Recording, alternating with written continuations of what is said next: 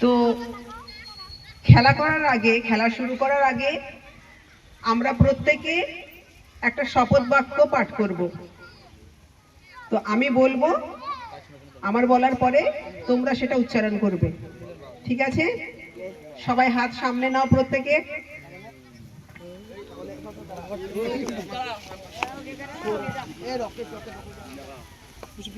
এটা শুধু শপথ গ্রহণই নয়, শুরু থেকে শেষ পর্যন্ত প্রত্যেকে এটা মাথার মধ্যে ঢুকিয়ে নেবে।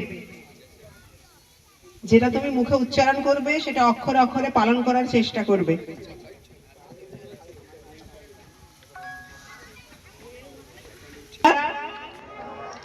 সমস্ত প্রতিযোগীরা শপথ করছি যে আমরা এই ক্রীড়া প্রতিযোগিতায় অংশগ্রহণ করব। খেলার গৌরব এবং আমাদের দলের সম্মানের জন্য আমরা খেলার প্রকৃত চেতনায় নিয়ম কানুন মেনে চলব এবং প্রতিপক্ষের প্রতি শ্রদ্ধা রেখে সৎভাবে চলব।